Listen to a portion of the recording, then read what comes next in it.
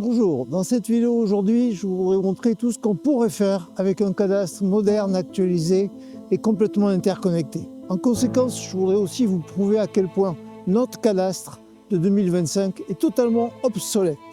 Pour vous le démontrer, j'ai interviewé un notaire, maître Sylvie Fontoni. Elle nous explique à quel point il est parfois compliqué de faire acter, de faire jouer les droits de préférence sur la vente de parcelles boisées. Ensuite, on prend un peu de distance, on va en Finlande. Et je vous montre ce que c'est qu'un cadastre forestier vraiment moderne, vraiment performant. Vous allez voir, c'est tout à fait enthousiasmant. En conclusion, enfin, je voudrais prendre un peu de distance par rapport aux forêts et vous montrer à quel point ce cadastre revu, modernisé, pourrait être l'une des boussoles, l'un des systèmes de pilotage qui nous manquent pour nos stratégies de décarbonation et plus largement pour nos vies au quotidien. On y va. On commence par l'étude de maître Sylvie Fontoni. Permettez-moi tout d'abord un rappel. Le morcellement des propriétés privées reste l'un des principaux obstacles à lever pour parvenir à mieux le gérer. Pour contribuer à résoudre ce problème, l'État a décidé d'accorder un droit de préférence aux voisins des parcelles forestières de moins de 4 hectares qui seraient mises en vente. Ce sont les notaires qui sont en charge de cette procédure et vous allez le voir, ce n'est ni simple, ni fluide, ni précis. Donc, quand on est confronté à la vente d'une parcelle boisée, la première chose que l'on doit faire, c'est d'aller voir sur le site du cadastre. C'est les informations qui nous sont données. Au niveau des parcelles boisées, ce qui pose un souci aujourd'hui dans la pratique, c'est que si l'on va sur des sites comme Géoportail où on localise les parcelles, on voit qu'elles sont en nature de bois parce qu'on le voit bien sur la photo. Mais par contre, au niveau du cadastre, on se retrouve avec des natures qui ne correspondent pas. Pour nous, en tant que notaire, la seule référence qu'on doit prendre en compte, c'est la référence cadastrale. Et le document qui nous est retransmis par l'administration, c'est ce qu'on appelle la matrice cadastrale. Et cette matrice cadastrale, elle donne donc des groupes de biens. Les bois et forêts font partie du groupe 5, à l'intérieur de ce groupe, il y a des subdivisions, il y a 8 subdivisions, mais ça doit commencer obligatoirement par un B. S'il n'y a pas le B, automatiquement, pour nous, c'est pas une parcelle boisée. Et donc, du coup, le droit de préférence des propriétaires qui sont tout autour de cette parcelle ou de ce groupe de parcelles, ils n'ont plus de droit de préférence puisqu'au niveau cadastral, ça n'est pas en nature de bois. On est sur des relations assez étendues avec les propriétaires qui nous disent « mais si, c'est un bois, c'est un bois ». Mais oui, mais nous, au niveau du cadastre, ça l'est pas. La surface de la forêt privée inscrite au cadastre serait ainsi sous-estimée de plus de 38% par rapport aux surfaces relevées par l'inventaire forestier. Cela représente environ 3,6 millions d'hectares. Ce décalage proviendrait en partie de l'importance de la déprise agricole, en particulier dans ces 5 régions. C'est ce que rappelle ce rapport. Mais cela, je crois, s'explique surtout par le fait qu'il n'existe toujours pas, dans notre France de 2025, de solutions modernes de mise à jour du cadastre. Au niveau du centre des impôts fonciers, ce qui compte, c'est celui qui est titulaire d'une parcelle et qui paie les taxes foncières. Donc souvent, les parcelles boisées ne donnent pas lieu à taxation. Donc les impôts ne font aucune recherche puisqu'il n'y a pas de taxation. Et donc on se retrouve avec des parcelles, effectivement, qui appartiennent à des personnes qui sont décédées depuis très longtemps et dont on ne peut pas savoir qui sont les héritiers parce qu'aucun acte n'a été établi pour transférer la propriété de cette parcelle boisée parce qu'elle a été oubliée. Une des conséquences, c'est que l'application du droit de préférence est pénalisée. Maître Fontoni nous rappelle les détails de ce droit de préférence. Quand il y a des parcelles qui sont en nature de bois et qui sont en nature aussi une autre nature de pré, de terre et qui sont vendues en bloc par un même propriétaire, dans ces cas-là, le droit de préférence ne s'applique plus. Par contre, si on vend une seule parcelle qui en fait a une nature à la fois de bois et de terre, là, mais c'est un seul numéro cadastral, donc il y a une section, un numéro. Là, par contre, le droit de préférence s'exerce, sauf si le bois représente moins de la moitié de la surface. Si l'État a une forêt domaniale qui est à côté ou dans le périmètre à côté de la parcelle, l'État est prioritaire. S'il y a moins de 10 propriétaires autour de la parcelle ou d'un groupe de parcelles qui est vendu en bloc, c'est au notaire de notifier par lettre recommandée avec accusé de réception. Ils ont 2 mois pour dire s'ils veulent acheter ou pas. S'ils sont plus de 10, évidemment, on ne peut pas écrire à tous les propriétaires. Dans ces cas-là, on peut faire paraître une publication en mairie. S'il y a plusieurs propriétaires qui se manifestent et qui disent qu'ils veulent acheter, à ce moment-là, c'est au vendeur de choisir à qui il veut vendre la parcelle. Donc ça peut créer des tensions, évidemment. Et ensuite, la vente doit se réaliser entre 2 et 4 mois qui suivent. Donc autrement, le droit de préférence n'est plus opposable. Et il y a ensuite, donc il y a aussi la commune, donc ce qui fait que ça prend du temps. Il y a beaucoup de délais et on ne peut pas vendre une parcelle comme ça en 1 mois, c'est impossible.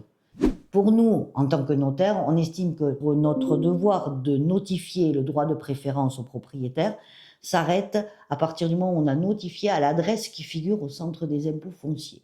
Même si la personne, on sait qu'elle est décédée parce qu'on voit les dates de naissance, on notifie à l'adresse qui figure, la dernière adresse qui figure sur la matrice cadastrale, et ça suffit pour les 2 mois. Donc après, on reçoit un recommandé qui revient en indiquant que la personne n'habite pas à cette adresse ou qu'elle est décédée, mais notre obligation de notification est remplie. On le voit, alors que le cadastre pourrait être la pierre angulaire d'une stratégie forestière, ce n'est qu'une base qui vivote pour gérer à minima et mal la collecte des impôts. Serait-il possible de faire mieux? La réponse est oui. La preuve, cela existe déjà dans nombre de pays. Je vous le démontre avec la Finlande. Imaginez si, en France, on mariait un cadastre juste et à jour, la puissance technologique de l'IGN, une messagerie pour échanger entre propriétaires et professionnels de la forêt, des conseils pour mieux gérer nos parcelles de forêt, par exemple en fonction d'itinéraires forestiers qui auraient été retenus dans un projet collectif pour le massif. Imaginez que l'on puisse adjoindre à tout ça une solution pour suivre l'état sanitaire de ces parcelles et même un pilotage dynamique de ces projets label bas carbone. Le tout accessible en un clic. Eh bien, c'est exactement ce que fait la Finlande. Côté cadastre, quand une propriété change de main, la base de données est à jour en quelques heures et non pas, comme chez nous, en plusieurs mois, parfois plus. Un équivalent IGN gère une grande base de données de ressources forestières, de données forestières alimentées par LIDAR, par satellite et par enquête de terrain. Et pour compléter ces 2 dispositifs, un ensemble de services sont agrégés, un peu comme si le CNPF, l'ONF, les gestionnaires de forêt et les entreprises de travaux forestières étaient connectés à cet écosystème de pilotage. L'ensemble est agrégé dans un portail unique. Grâce à ce portail, chaque propriétaire accède à une carte interactive de ses parcelles. Il dispose alors d'un ensemble de services et de diagnostics immédiats. Le système, en Finlande, lui dit par exemple, sur cette parcelle, une éclaircie est recommandée d'ici 3 ans. Il peut aussi lui dire, cette parcelle est mûre pour la coupe. Cette plateforme lui permet même d'estimer chaque année la valeur de sa parcelle et de ses bois. Via ce portail, il peut aussi suivre l'état sanitaire de ses forêts. Des algorithmes comparent pour cela l'image, par exemple, de la semaine précédente avec celle d'aujourd'hui.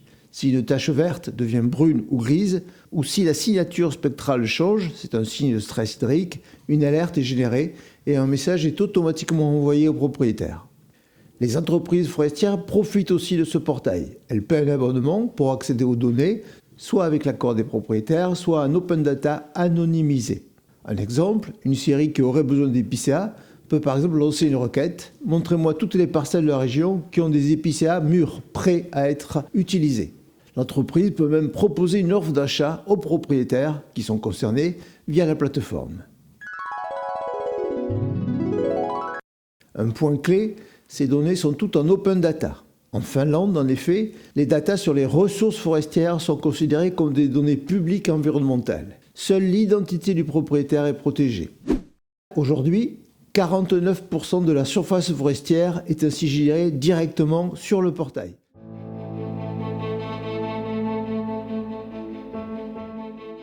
L'exemple finlandais montre, je crois, une voie particulièrement audacieuse. Cette voie dépasse d'ailleurs de beaucoup le seul domaine forestier. Pour vous le montrer, permettez-moi 3 exemples.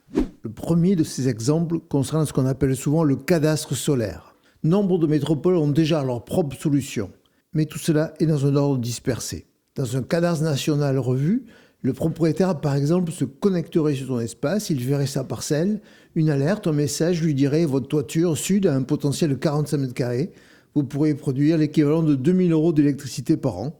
Et, comme pour le bois en Finlande, une messagerie lui permettrait de trouver un installateur certifié afin de transformer la donnée en chantier de décarbonation. Un second exemple concerne le sous-sol, le cadastre du sous-sol. Le canton de Genève, en Suisse, est pionnier dans ce domaine. Avant de délivrer un permis de construire, le cadastre indique si le terrain est propice à une sonde géothermique. Le cadastre mesure le risque, par exemple le risque de percer une nappe phréatique. Troisième exemple, un cadastre pour la désimperméabilisation.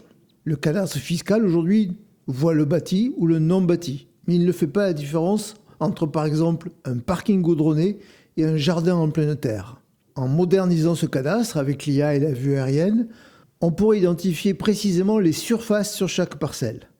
On pourrait ainsi moduler la taxe foncière. Vous avez transformé votre parking béton en jardin, votre taxe baisse car vous aidez la ville à gérer l'eau de pluie. Ces exemples montrent bien. Le cadastre peut vraiment devenir une boussole. Il ne doit plus seulement servir à prélever l'impôt. La technologie existe désormais, les budgets relèvent d'un investissement rentable pour les pouvoirs publics. Peut-être que les professionnels de la forêt pourraient faire partie de ceux qui ouvrent cette voie. Qu'en pensez-vous ? On se retrouve en tout cas très vite pour d'autres sujets. Je vous souhaite le meilleur.